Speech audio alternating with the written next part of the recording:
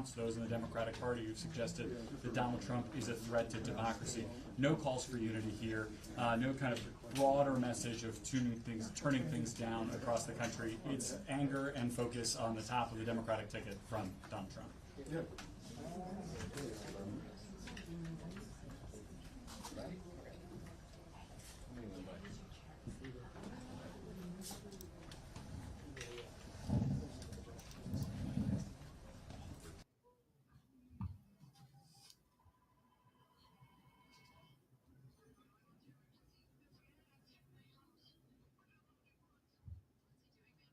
Mar-a-Lago, there's nothing to do with the campaign. He's launching a new crypto program just for his own personal brand. All of that is the show must go on. But what changes might be being made to the security posture around some of these events, or how things like the rest of the former president's schedule, like a golf outing, which is typically treated as what we call an OTR movement, a lot less of the visible security preparation, the security screens, a smaller package of Secret Service officials traveling around, and if those changes are being made, we don't know about them yet, and we may not ever be told about them. The Secret Service may simply decide to make those changes unilaterally and quietly. Ooh, is Rumble down?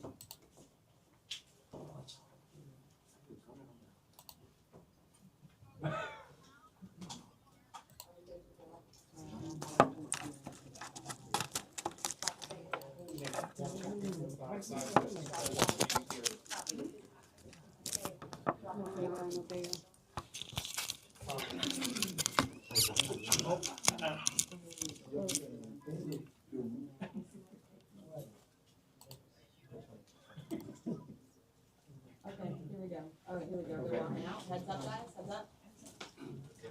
Yep. Okay. 6, 7, 8, 9, 10. Getting underway. Heads up.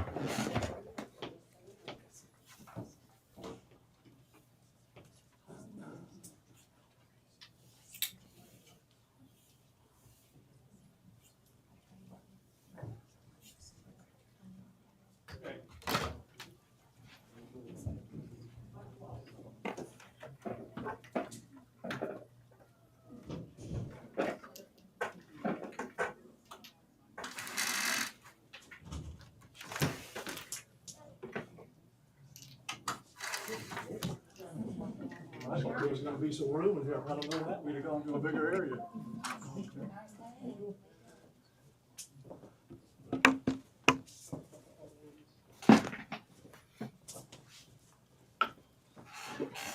Okay, just a couple little housekeeping things here, in case you haven't been with me at a press conference.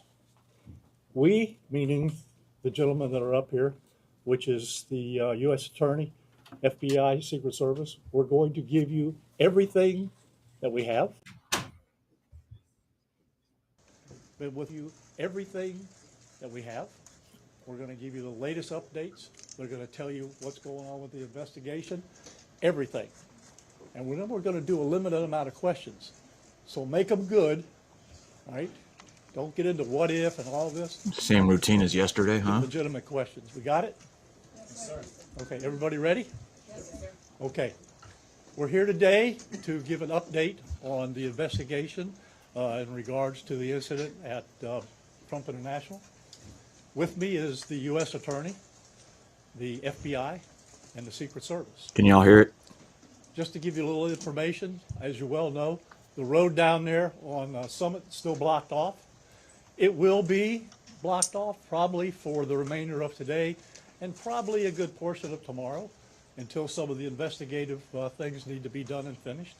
But we're accommodating people in and out, getting them to the library, getting them to the post office, so the public is not going to be that far inconvenienced. The security level at Mar-a-Lago is the highest it can possibly be now. Who's covering it? The road closures are back in place and will remain there. The checkpoints are in place. And my commitment to the Secret Service is to give them every possible resource from PBSO. Once they determine the level of security that they need, they will get all the resources possible. So having said that, I'll let you talk to the U.S. Attorney. Thank you, Sheriff.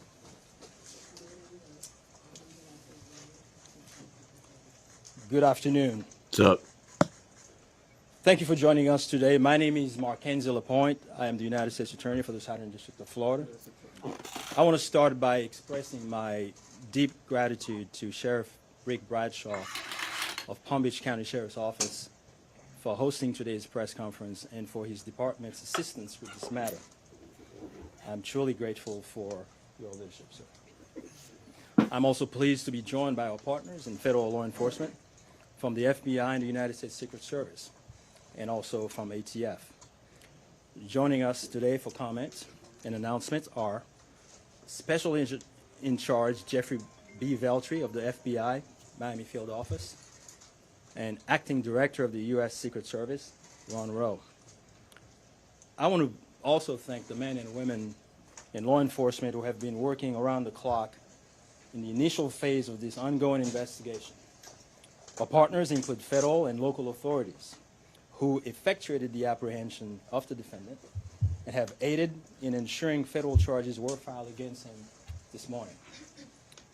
We're here to announce that What Ryan charges? Wesley Routh, 58 years old, of Hawaii, has been charged by a criminal complaint in the Southern District of Florida with firearms offenses related to an incident which occurred yesterday at Trump International Golf Course right here in West Palm Beach.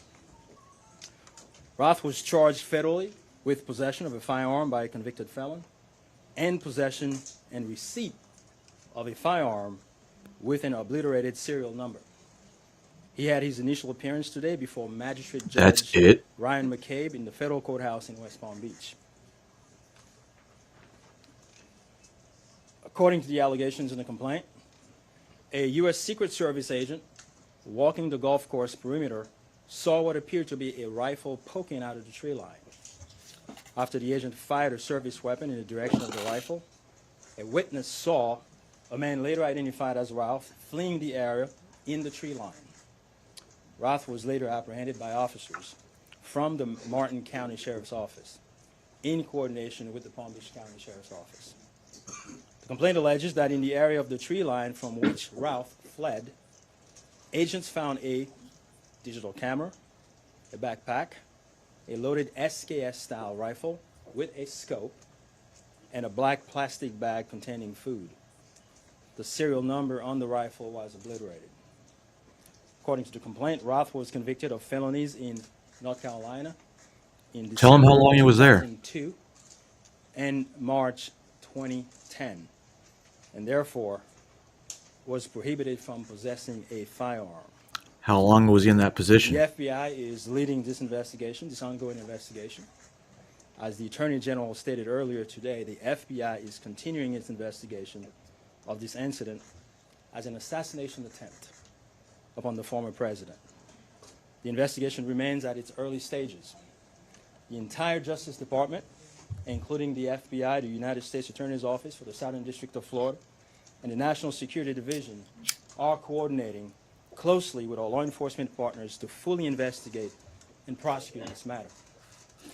The charges we're announcing reflect the strong collaboration of the agencies represented here. The U.S. Attorney's Office, the Department of Justice, would be unable to carry forth our mission without the invaluable assistance of our federal, state, and local law enforcement partners. I'd like to thank the Bureau of Alcohol, Tobacco, Firearms, and Explosives, and we have Chris Robertson here, Special Agent in Charge, and your Secret Service for the invaluable assistance they are providing, they have been providing. I would also like to recognize the Palm Beach County and Martin County Sheriff's Offices for apprehending the defendant. Again, without the local authorities to assist in those things, it would be literally impossible to accomplish the things we're able to accomplish on the federal side. I want to personally thank I want to personally express my gratitude to the attorneys with the U.S. Attorney's Office for the Southern District of Florida and the Counterterrorism Section of the Justice Department's National Security Division for their nonstop work over the last 24 to 30 hours. Together, we will continue to work tirelessly to ensure accountability and the pursuit of justice. At this time, I will invite FBI Special Agent in Charge Jeff Veltri to the podium. After Special Agent in Charge Veltri completes his remark, Acting Director of the U.S. Secret Service, Ron Rowe, will provide remarks before we open the floor for a few questions. On our end, given that this is a pending matter before the court and the investigation is ongoing, all comments will be limited. Thank you very much.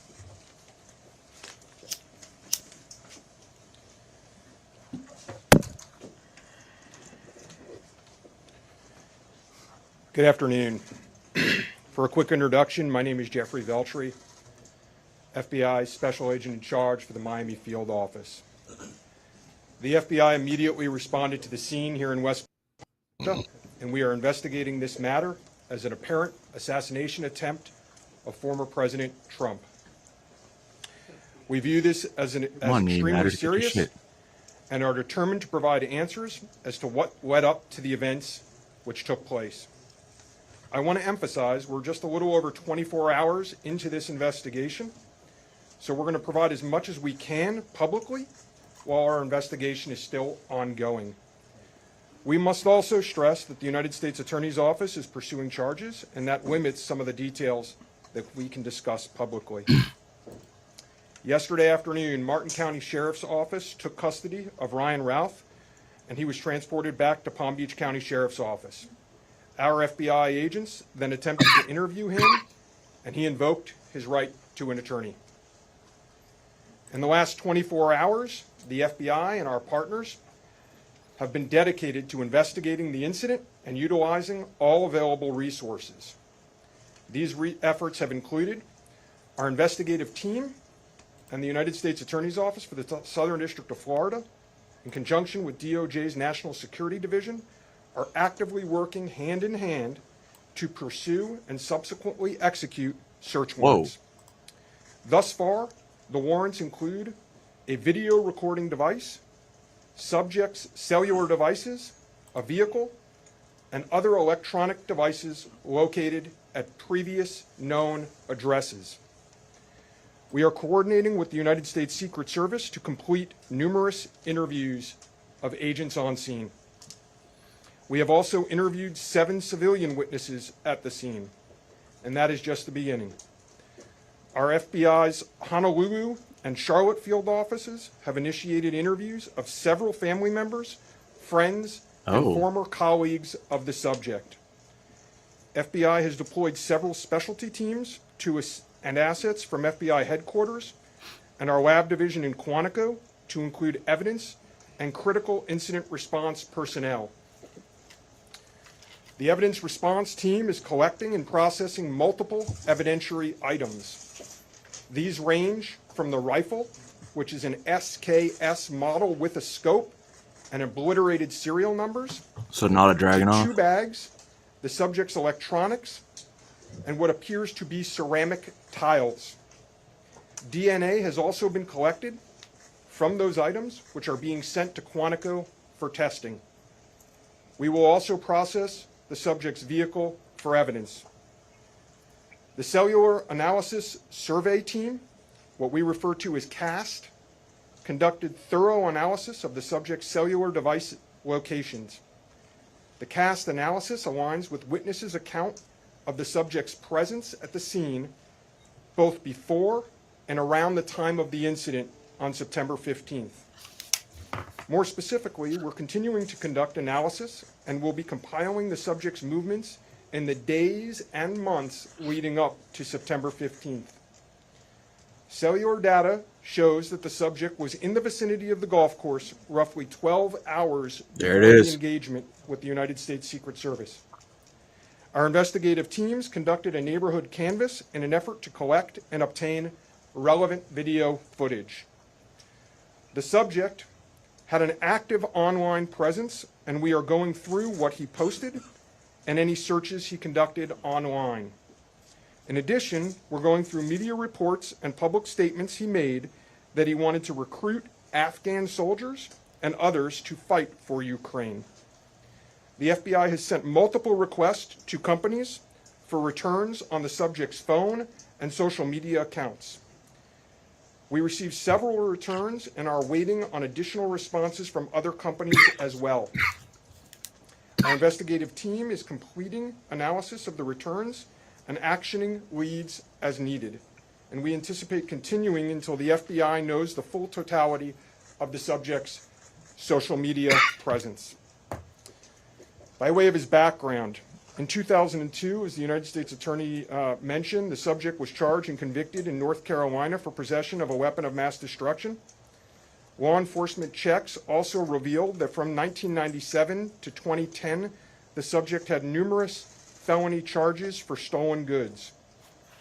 I can also share with you that he was the subject of a previously closed 2019 tip to the FBI where it was alleged he was a felon in possession of a firearm. Oh, In following up on the tip, the alleged complainant was interviewed and did not verify, I repeat, did not verify providing the initial information. The FBI passed that information to local law enforcement in Honolulu. On behalf of the FBI, I would like to thank the Palm Beach County Sheriff's Office and Martin County Sheriff's Office for their incredible work in actioning the witnesses' information and rapidly apprehending the subject. I would also like to thank the United States Secret Service, the United States Attorney's Office for the Southern District of Florida, the Department of Justice's National Security Division, the Bureau of Alcohol, Tobacco, Firearms, and Explosives, and our FBI field offices in both Honolulu and Charlotte, who have been conducting additional law enforcement activity related to the subject. Your continued partnerships have been invaluable. Oftentimes in law enforcement, we tell citizens to be vigilant and aware of their surroundings. Yesterday, a citizen provided remarkable assistance, which led to the arrest of this subject. We appreciate the public's diligence in passing potential tips and information regarding the subject and this incident to the FBI. If you have any information, please call 1-800-CALL-FBI or go online to tips, that's tips.fbi.gov. With that, let me turn it over to the United States Secret Service Acting Director, Ron Rowe. oh, this shitbag. Good afternoon, everybody. Yesterday afternoon, this country was reminded of the heightened and dynamic threat environment the United States Secret Service and its protectees face on a daily basis. Immediately following the assassination attempt of former President Donald J. Trump on July 13th, the Secret Service moved to increase assets to an already enhanced security posture for the former president. In the days that followed, President Biden made it clear that he wanted the highest levels of protection for former President Trump and for Vice President Harris. The Secret Service moved to sustain increases in assets and the level of protection sought. And those things were in place yesterday. At approximately 1:30 p.m., former President Trump was playing golf during an off-the-record movement to the Trump International Golf Course.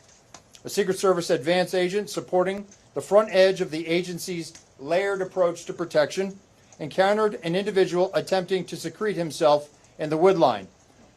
This happened, the alleged gunman was on the public side of the fence near the 6th green. A layered approach of security is integral to the Secret Service's protective methodologies, and it's also the key to our success. As former President Trump was moving through the 5th fairway across the course and out of sight of the 6th green, the agent, who was visually sweeping the area of the 6th green, saw the subject armed with what he perceived to be a rifle and immediately discharged his firearm. The subject, who did not have line of sight to the former president, fled the scene. He did not fire or get off any shots at our agent. With reports of gunfire, the former president's close protection detail immediately evacuated the president to a safe location. The protective methodologies of the Secret Service were effective yesterday. The former president's protective apparatus allowed for the early identification of the threat and led to a safe evacuation. The increased assets directed by President Biden were in place yesterday. These included the counter-sniper team elements, counter-surveillance counter-surveillance agents on the exterior, counter-assault teams partnered with local tactical assets from the Palm Beach County Sheriff's Office, and counter-unmanned aerial system elements. All of these entities were present yesterday. And while all of these assets were in place, as I've said publicly, we must satisfy the basic requirements of the Secret Service's protective methodologies. In partnership with local law enforcement, we did just that. And the agents' hypervigilance and the detailed swift action was textbook. And I commend them and our partners for an exemplary response in keeping former President Trump safe.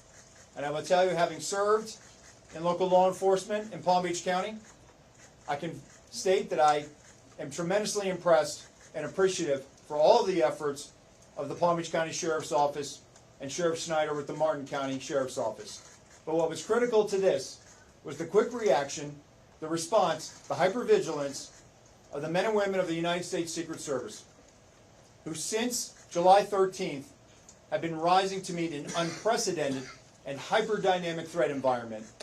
And they are rising to this moment, and I could not be more proud of them and the way they have executed, not only yesterday, but what they're doing today, and what they are doing tomorrow, and what they will always do, because it is their duty. Thank you. All right, we're a little slow here, folks. All right, don't everybody do it at once. Ask who you want to answer the question, and then give the question. I have a question for you, Director. Is there any evidence to suggest that the suspect knew that Donald Trump would be on the golf course at that time? And was the golf course searched thoroughly before the former president's arrival? Here it is. So at this time, it was an off-the-record movement, meaning it was not on the former president's official schedule. And what I go back to is the layered approach. The elements and the methodologies of the Secret Service. There was a front element. It did its job in sweeping ahead of the president. That's what identified this individual who was in that wood line. And the swift action of that agent doing his job, pushing out ahead, sweeping while the president was behind him several hundred yards and several holes away, out of sight from the gunman, did his job. And that was what alerted the detail, and the swift action is what On triggered the that. first question, was there any evidence to suggest that the suspect knew that Donald Trump was going to be on that golf course at that time? Based on what I know now, and it's an active investigation, I don't have any information on that side. Director, Harry how Parker. many times did your agents go around the perimeter and scope out the golf course during the 12 hours that this guy was holed up in the shrubbery? So this was an off-the-record movement. It wasn't a site that was on his scheduled, it wasn't part of his schedule. So there was no posting up of it because he wasn't supposed to have gone there in the first place. Have you briefed former President Trump on your findings so far, and has his campaign asked for any changes in his security going forward after yesterday? If you don't mind looking around as well when you talk. Over here. Thank you so much. Sorry. So I've had a conversation with the former president. We've explained and we've worked with the campaign. The president is aware that he has highest levels of protection that the Secret Service is providing him. Specific reaction, what we saw yesterday? We constantly evaluate based on threat. And yesterday what we show is that our agents and our protective methodologies, and there's a lot of tactical assets in place, things that have been put in place as a result of what happened 60 days ago, those elements are working, and that demonstrates the redundancies that we have. And so we constantly evaluate. We'll of course look at this and see what lessons learned from it. But as of right now, we are constantly evaluating that threat. And if we need to ratchet up additionally, we will. Do we know when Ralph arrived in Florida in general, when he arrived in Palm Beach, the area? That's a question probably for specifically, the and if he's been at the golf course prior to this scoping it out. We're in the process of collecting a lot of evidence, and that will be part of that investigation to determine his whereabouts, going back quite some time. Do you have any detail on where he might have gotten the gun? That's part of the investigation as well. Again, that's going to be a little bit challenged until we're able to determine the serial number on that gun. So we're hopeful to be able to do that. We're still looking into that. The Given his sheriff online mentioned about presence- the highest level of protection that they would lock down the golf course. Was that a miscommunication then, being that President Biden ordered the highest level of protection? Thank you. Okay. So here's the deal. When it comes to Secret Service protection, we provide the highest level. So, for example, yesterday, counter assault team elements. I'm not going to go into the number of personnel that we have out there, but we have the highest levels from Secret Service. When we Based work on- with the right. Palm Beach County Sheriff's Office, like, for example, yesterday, during that emergency action response, we had their local tactical team assets partner with our local tactical team assets.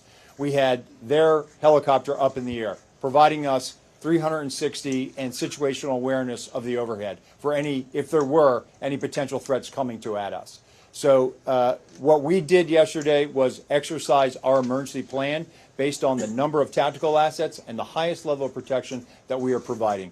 The sheriff and I have talked. Now, clearly, when you go down Southern Boulevard right now and you try to get over to Palm Beach and you see the robust presence that's existing outside of Mar-a-Lago, the heavy uniform presence, the additional assets of the Secret Service. And for those of you that were here in 2017, when the president was in office, when you look at that footprint now and you look at it today, there's not much difference there. There's heavy uniform presence out there. And again, what I go back to is yesterday was an off-the-record movement. Off the record. And the president wasn't even really supposed to go there. It was not on his official schedule. And so we put together a security plan, and that security plan worked. Director, I know that the Secret Oh. Service has asked for additional In terms of him resources. being in the vicinity, Special Agent Daughtry, in terms of him being in the vicinity, based on his phone records, is there any evidence to show that Ralph was in the vicinity, in the area before Sunday? And when you say in the vicinity, does that mean right there at that spot in those bushes, or could it have been, down the street at a restaurant? It was in very close proximity to where he was spotted by the Secret Service. In terms of your first question, whether he was there earlier, our investigation is still looking to determine that. Given his Whoa, online whoa, presence, whoa, have you already whoa, had whoa, whoa. We're gonna do two more. You get one. Thank you. All right? Only two more. You get one. Shut up, Barney. We understand that the Secret Service has asked Congress for additional resources since the Butler rally. Have you received those resources yet? So thank you for that question. So we are working. Look, the Secret Service operates under a paradox of zero-fail mission, but also that we have done more with less for decades. And this goes back many, many, many, many decades, right? What I can tell you is that we have immediate needs right now, and we have great support, not only from President Biden, and you saw his public statement today, where he said that he's going to direct his staff to make sure that the Secret Service has the resources it needs. We're having fantastic conversations with members of Congress. I've been up to the Hill last week. We are continuing to have those conversations, but the long and short of it is this. Coming out of Butler, I have ordered a paradigm shift. The Secret Service's protective methodologies work, and they are sound, and we saw that yesterday.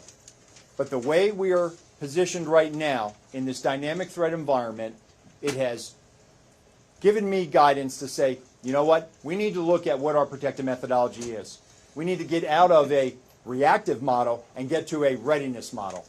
There could be another geopolitical event that could put the United States into a kinetic conflict or some other issue that may result in additional responsibilities and protectees of the United States Secret Service.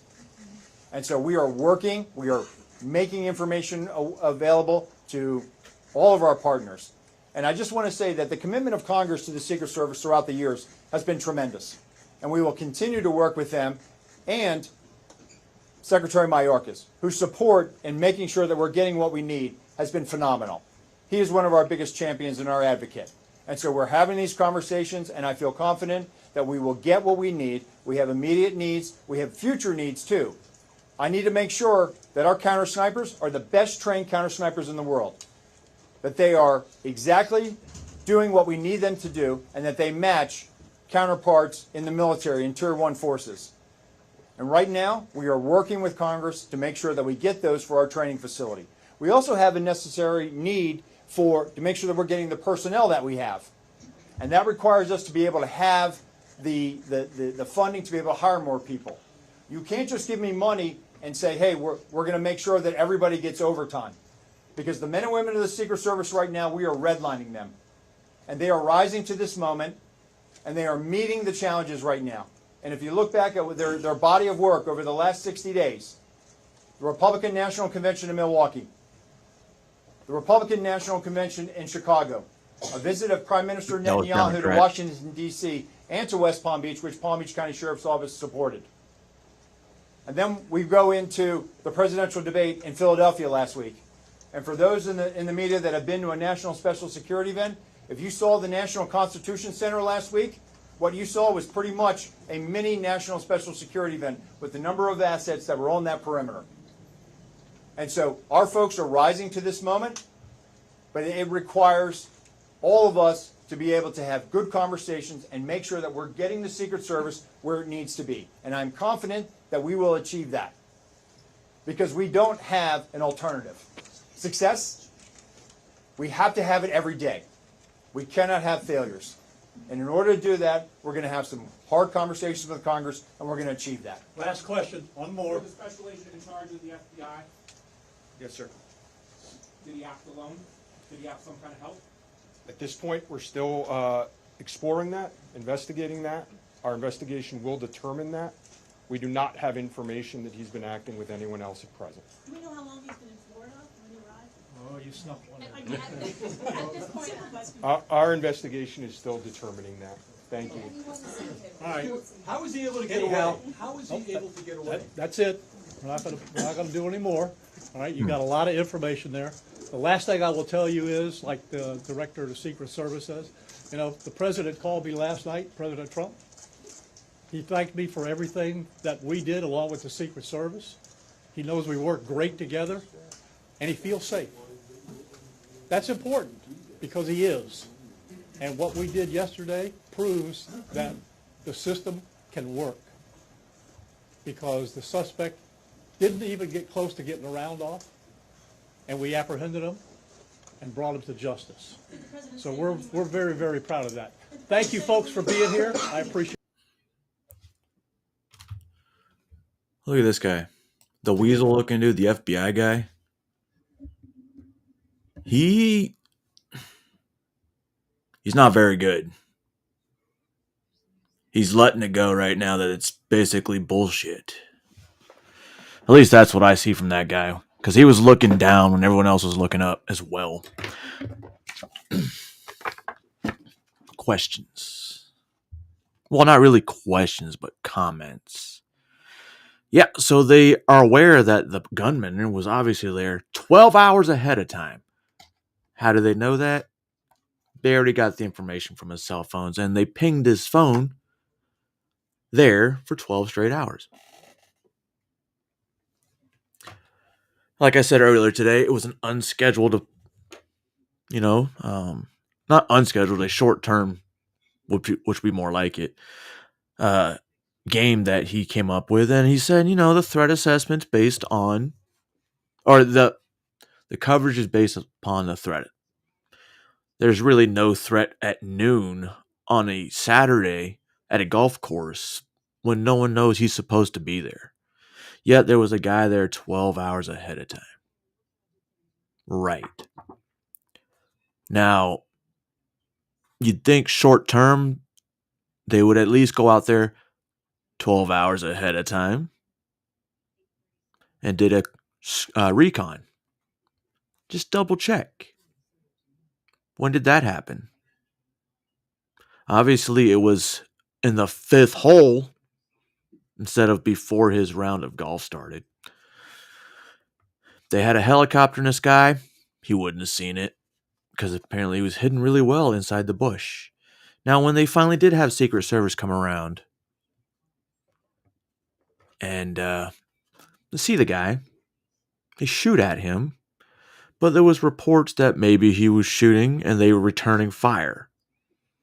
And I kind of said that was bullshit because the weapon that was laid there looked like it was never even ready to shoot. And there was no shell casing on the ground because they would have taken pictures of that. The dude, let's see. I already did phone records, social media. Showed you this morning, as soon as that happened, within hours, well, actually within an hour, social media gone. We knew that. That return fire thing, yeah, that's starting to be kind of weird now. And last of all, he's talking about being shorthanded at the Secret Service.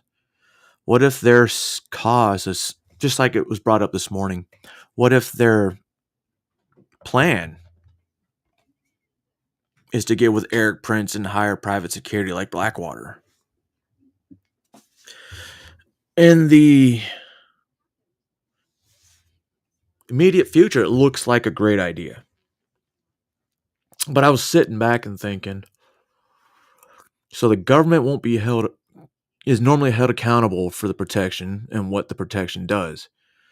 But would a private security force hired by the President of the United States, who, as a presidential act, they're there to protect him, frees them up from pretty much anything that they do?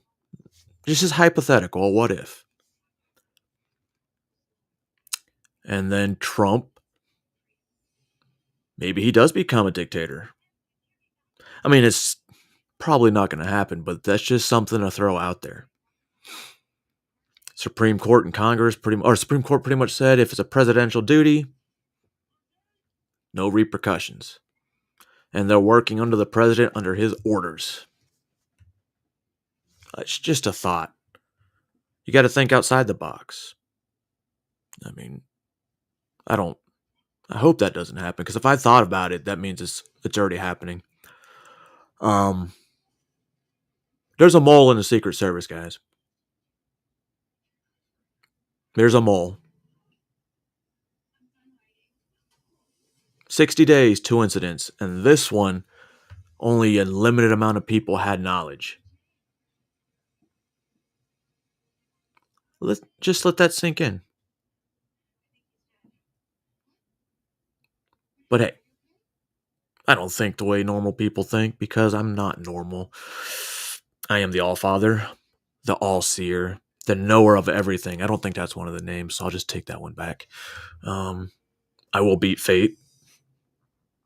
My left eye is kind of blurry, but that's weird because it's supposed to be my right eye. Anyway, ladies and gentlemen, boys and girls, and children of all ages, that was the local update from the Secret Service. Zippity, you're super late. That's 10 points deducted. 10 demerits. Right, and now you owe like 30 demerits. It's kind of weird. I'm not telling you how to think, I'm just telling you to think. Look at the briefings. Look at the body language. Look at their tones. And look at their eyes. It all tells a story. It's like a script. And I could write. I have some pretty fucked up creativity in there. Should work for the WWE. Or maybe I should work for the World Economic Forum, since somebody that's writing the script is kind of just replaying the same shit over and over again. So if I create something new, then maybe I'll get more money. And then I can go rogue and write my own scripts. Right? No? All right, I'm out of here. Y'all have a good day. That was pretty much took over for my afternoon stream, so I'm not going to do that. So yeah. Look. They tried again, motherfuckers. Although this one's really suspicious.